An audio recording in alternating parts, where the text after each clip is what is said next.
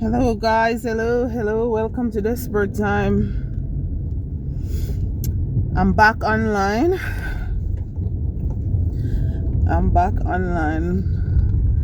Last week we had a very bad storm, and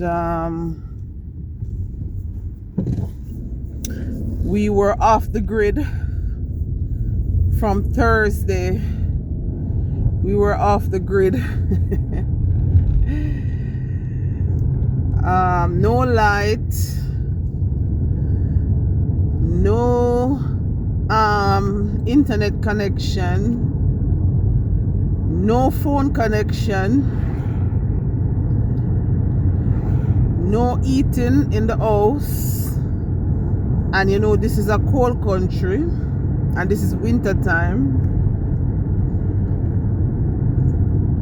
People were unable to cook. Some places the water went off.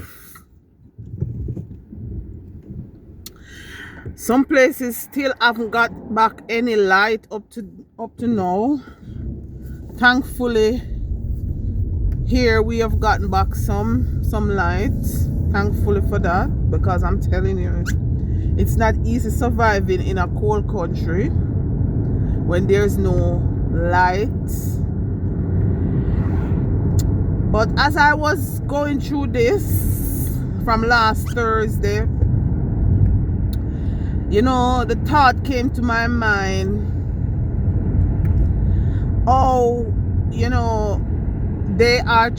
the governments are trying to bring the world to an all-electric system, and how much it's gonna fail us big time. All electric system is gonna fail us massively, and this was like an example to show us that the all electric world is gonna fail, right? Because these days everything is going electric. People in these cold countries that usually have fireplace that burn wood or coal to heat their home, that has become illegal now.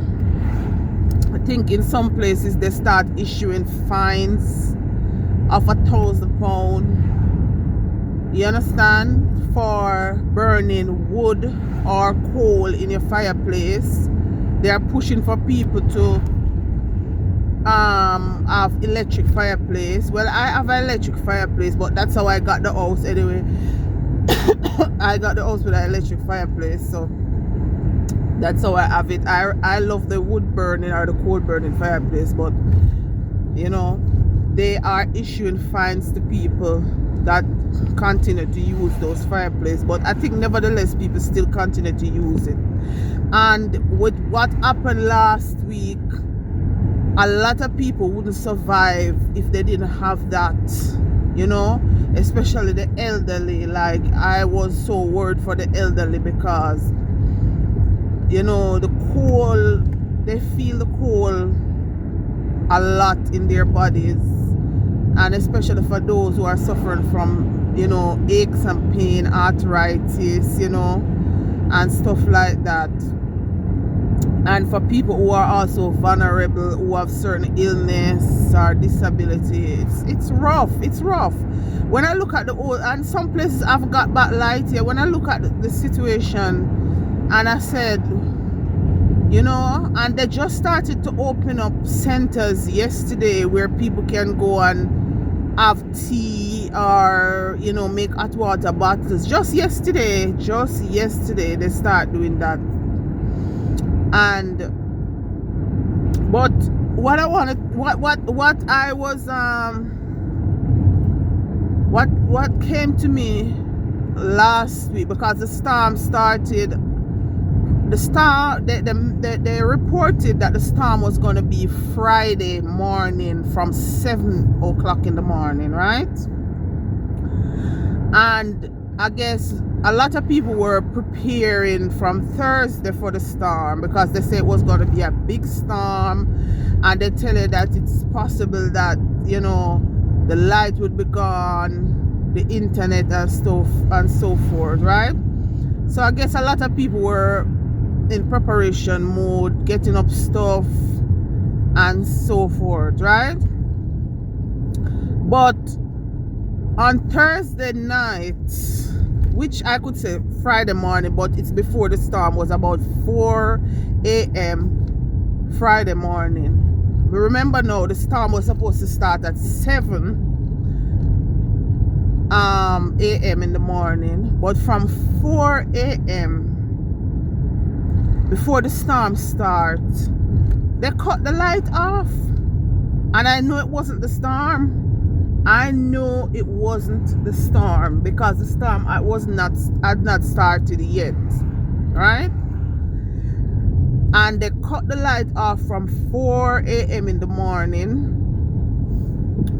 And what was alarming as well was that on Thursday, before anything started, I took my phone up to use the normal phone data to make a normal phone call. I could not make a phone call on Thursday. That was before any storm. People were out and about, going about their ways, right?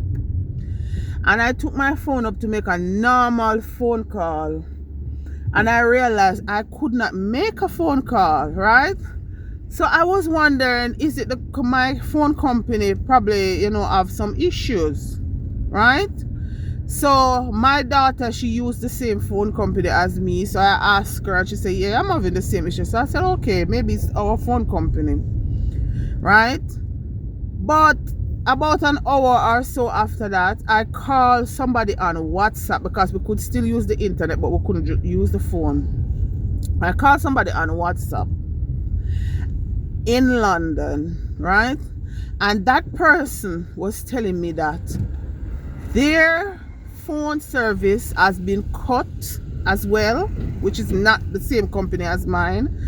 And she said to me that everybody across the UK that she knows, or people are saying that everybody's phone service was cut. Different companies, because the UK have a lot of different phone companies. It's not just like some country that have just two or whatever. The UK have loads of different phone companies, and all of them, I don't know if anybody who watches my video experience anything like that, but so far everybody that I know and I contact on WhatsApp, they say the same thing, that their phone. Now, mark you, the storm was not threatening London and certain places. It was not threatening those places. So why was the phone service cut from those places, right? So the phone service was cut. We could still use WhatsApp, right, because of the house internet that we have, because the light had not gone yet to disrupt the internet in the house. So that's how we were contacting people on Thursday, right, via WhatsApp. But the minute the light goes, every communication went. Every communication just went, right? We couldn't contact nobody on Friday during the storm to find out if they were okay. Nobody could not contact anybody, right? So the storm started 7 o'clock in the morning. We had no light. We had no way of cooking or whatever. But I think that the storm was gonna calm down at about 1 o'clock. So I was just waiting for 1 o'clock to see if I could get out to the shops, and I did so. and there were lots of trees that fell down, blocking the roads. Some local people came out with their chainsaw and were trying to clear some of them so we could have access to even the local shops. And when I end up going reaching the local shop, it was one shop in the whole community that was open because there was no light. One shop, one small supermarket, and that supermarket always give free internet to its customers. So almost everybody from the community went out with their phone to get connected to the internet from that shop. And there was a queue of people waiting to be fed. I'm telling you, it was like chaos, right? So we went out and we got some food at the shop, and we used the internet to try and to connect with people that we could connect with, right? Because some people did not have that opportunity of finding a shop where, you know, they can use the internet, because most of the place was shut down. Schools were shut, lots of places were shut. It was like, I'm telling you, it was like an apocalypse here, right? And if you see how far some people come from to come and use the internet at the shop.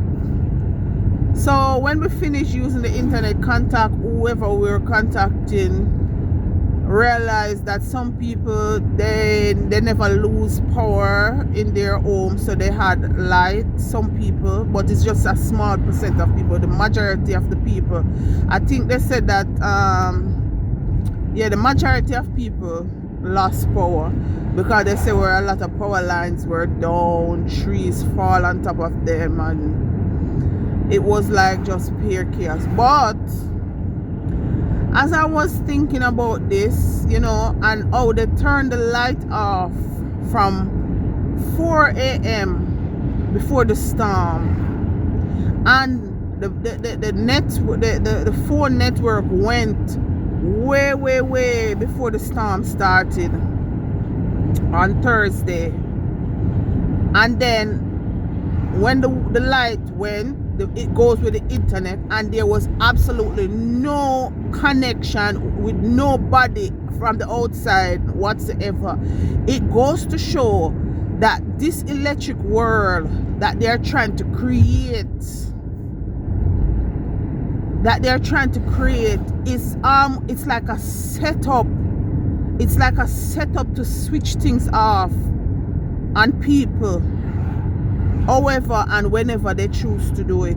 It's not just about the storm. It's not just about the storm. We always get storm here, and of course some people, when we get storm, they will lose power for probably a day or two, but it was never to this extent. And say, okay, the storm was powerful and the storm caused a lot of disruption. Yes, all right, we're gonna give that the benefit of the doubt.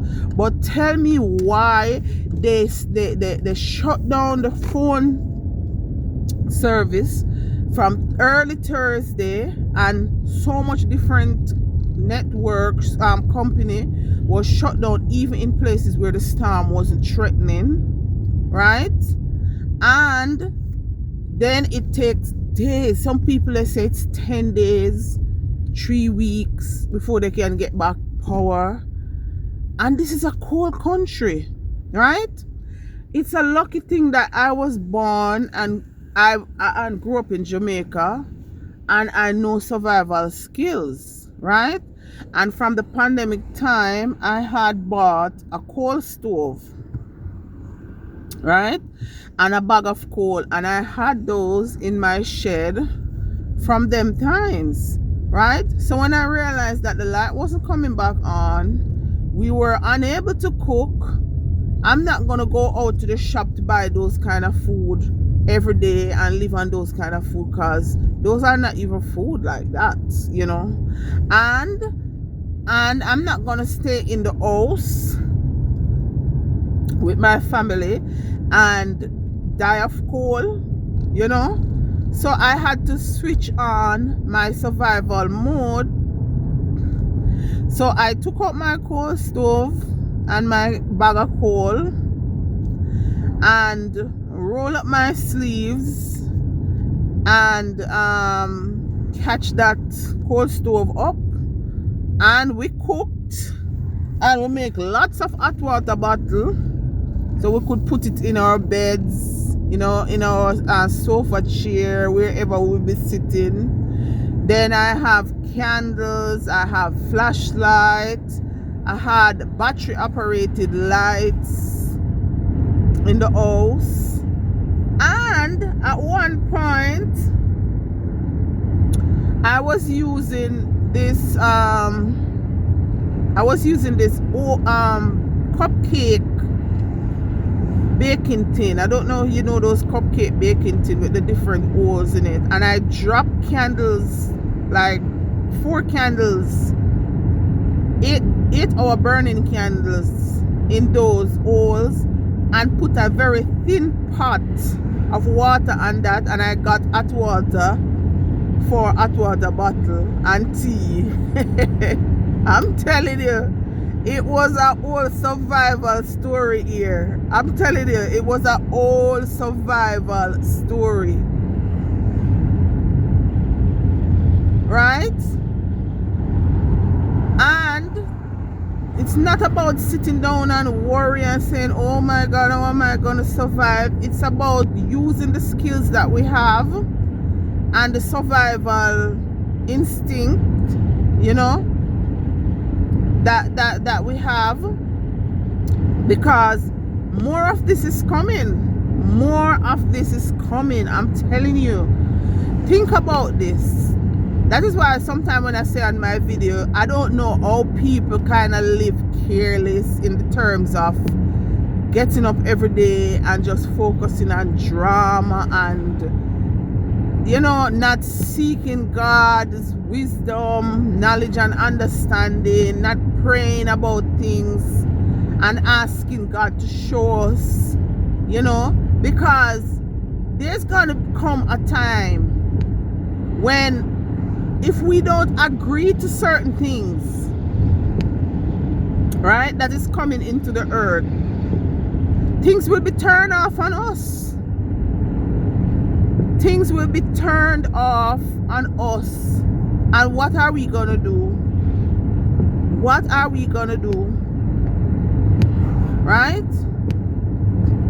We sat in that house. We didn't have any internet to access anything. Right? We have to know that we can take up a puzzle book and do some puzzle, read some books, right? Have some family time, chat, laugh. You know, we have to get back to things like that, because there's gonna come times when they're gonna turn off their internet on us. They're gonna turn off their lights on us, right? I'm telling you, this was like a real example of things to come, right? Because they are creating an electric world, right? Like, I mean, what about electric cars now? Those are gonna be like problem, and they're cutting out petrol and diesel car very fast, right? Because me myself, right, I'm getting an electric car in, say, 2 months from now, right? And I'm worried sick. I'm worried sick.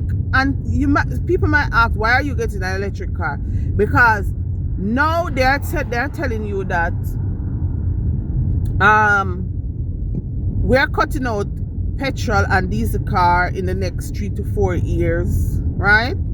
And they're making the petrol and the diesel car very expensive, right? So people can deter from it, right? And they're trying to make the electric cars a little cheaper. But can you imagine how much people were stuck with the electric cars over the weekend? I mean, yes, some people may have their car charged up, right?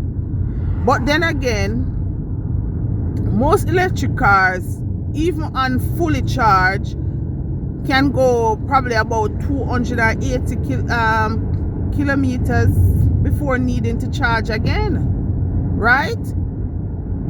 It's not like the petrol car, the diesel car, where you can have your petrol jug and you can have extra petrol fill up and stored probably in your shed or something, right? If you run out of petrol, you can use that. The electric cars is gonna fully depend on electric charge, right? So this electric world that they're trying to create, talking about global whatever, you know what I'm talking about, right? Because I've never submit to that kind of global thing before. Never. It's not something that I believe, right? Because of what I see with my two eyes, right? When you look at wars, even the other day in the Middle East, and you see all of those bombs and the smoke that goes up into the air every day, how much times per day, black smoke, purple smoke, red smoke, all kind of color smoke. How can my little petrol car that I'm just driving, or even anybody petrol, how can that be damaging the environment compared to those kind of things? Huh? When I see those things happening there, I'm like, this can't be good for the environment. Why are they approving those kind of things and are trying to take away petrol car, talking about it's affecting the environment? I don't believe in those things. That's just my opinion. I don't believe it. I believe that the all electric world is being set to control people and to take things away from people whenever they feel like. And that's why I always say to people that there's a lot of things that is coming up on the earth. That is why I don't waste my time. You understand? Because I know that only God can protect us and only God can be our strength. So why not strengthen our faith? Why not strengthen our faith and prepare ourselves in the Lord? Because dangerous things are going to happen. Terrible things are going to happen. Right? I'm telling you, last week, Thursday to today, I'm telling you, it's been a wake-up call. It's been a wake-up call. I'm telling you. I've never, believe me, I've been in Europe over 20 odd years. I have never experienced anything like this. Never. And I'm telling you, a lot of people still haven't got lights back yet. And after the storm, and a lot of people lose light and everything, guess what we have that same night? A snowstorm. A snowstorm. I'm telling you, so much things are happening. People are creating these weather patterns. I'm telling you, you can't really talk to people about certain people about these things. I'd love to have conversation with people, but I have a few people that knows these things and we have conversation. But I love to have conversation on my videos with people about these things. But people have to be ready, because this is the truth. People are creating these things, right? Creating these things and messing people's life up. I'm telling you, this all electric world that they are creating, it's a plan to switch things off from people. Believe me, this all electric world is going to even include money. It's going to include money, digital money, digital this. Once they switch that, you know what happened as well? Over the period we have the storm, people who never have cash on them but have their card, they couldn't access money. And the few shops that were open, they said they're not taking any card. because the machines weren't working. I'm telling you, it was a wake-up call. It was ridiculous, and I know that more of these things are gonna come. This all electric world is gonna mess people up. This all electric world is gonna mess people up so bad. It's gonna mess people up, I'm telling you. It's gonna take away certain privilege from people. It's gonna take away certain comfort from people. People gonna have, that is why you have a lot of people right now, they're telling you that they're living off the grid. I love the off-grid life, but you have to be prepared for it. Like, you have to be prepared for it, right? We can't get up into our comfort zone too much, and depending on all of these luxury of having the internet, the light, you know, because when they take it, what you gonna do? What you gonna do when they take it? I cook some good food. I was even offering people in my community hot water bottles from my coal stove, right? Because some people don't even know how to light a fire. Some people don't even know how to light a fire, I'm telling you. Because the thing is, when you light the fireplace, it's not recommended to use to cook, because they have these thingy they call fire lighters that they use to, and I think the coal that you use to cook is different from the fireplace one. It's different, right? It's different.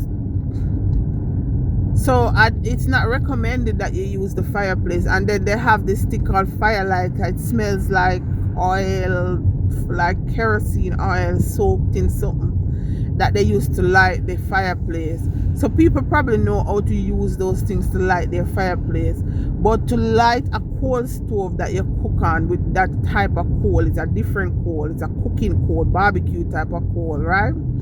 Those coal are more harder to light, and it's not recommended that you use those things that you use to light the fireplace, to light that, because remember now, this is for cooking purpose.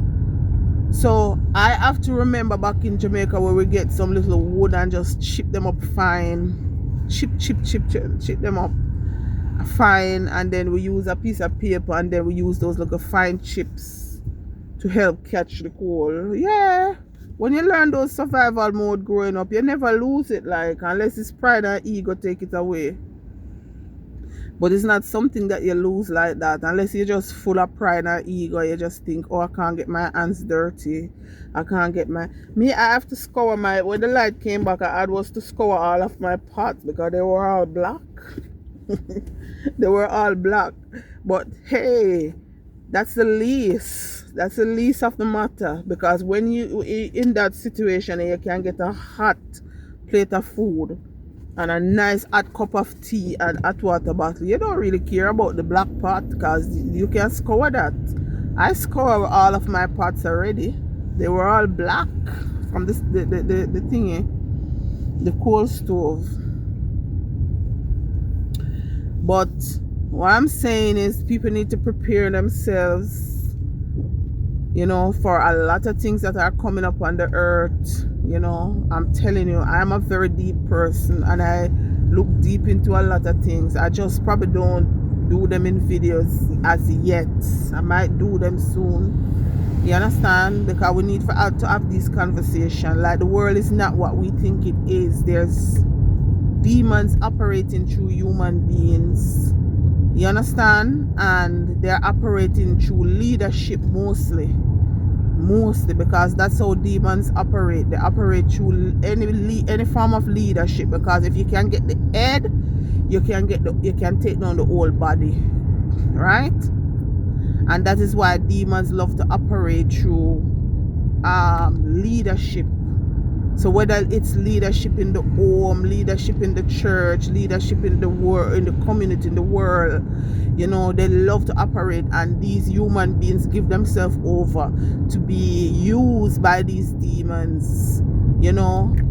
They give them luxury, they give them fame, they give them money, you know, and all of these things. And mankind, you know, we tend to love things, right? So people just fall for it, and it is used. So yeah, the leaderships, you know, they are being used by fallen angels at this moment to do dangerous things to humanity. And that is why the Bible says men's heart is going to fail them for the things that are coming up on the earth, right? These things are no joke. People will see these things very soon. Men's heart are going to fail them, right? And there's a lot of things that will come and throw us off guard if we're not prepared. You know, if we're not prepared, a lot of things are going to come. You know, simple. I'm telling you, sometimes when I see some drama on the internet going on, I'm like, you know what comes to my mind? I'm like, what if an attack club should come now and catch these people in these positions? Or what if God should come now and catch these people in these positions with the old drama and the mix up or whatever they call it? It's so careless, like in these times that we are living in, right? The Bible says, with all that getting, get understanding. We have to understand why the things that are going to happen in the world will happen. First thing, God is not going to stop it. It's not like he can't stop it, right? We have the new world order coming up in less than 5 years. A lot of people don't understand these things. These things are going full steam ahead. Full steam ahead, and God is not stopping it. It's not like God can't stop it. He can stop it, but God is not stopping it. And why God is not stopping it? God is not stopping it because mankind choose to lay careless and desire wicked and evil things. And God is a God of free will, right? He gave us our free will to choose. So majority of the people in the world, they choose the wickedness over God, and God just leave them up to it, right? So God will only protect his people, right? And if God's people should fall prey to these kind of systems or whatever, at least to be absent in the bodies, to be present with the Lord. So either way, we can't lose. Either way, we are not losers. But those who don't know God and are not living for God, they're losers. They're lost already, right?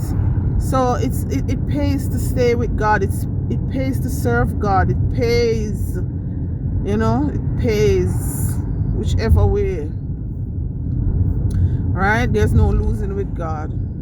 So anyway, peeps, I said let me just give you all an update on what's been going on and a little information. And I hope you guys are really taking things serious, looking at the signs of the time, looking deep into things, not just believing everything that these people say.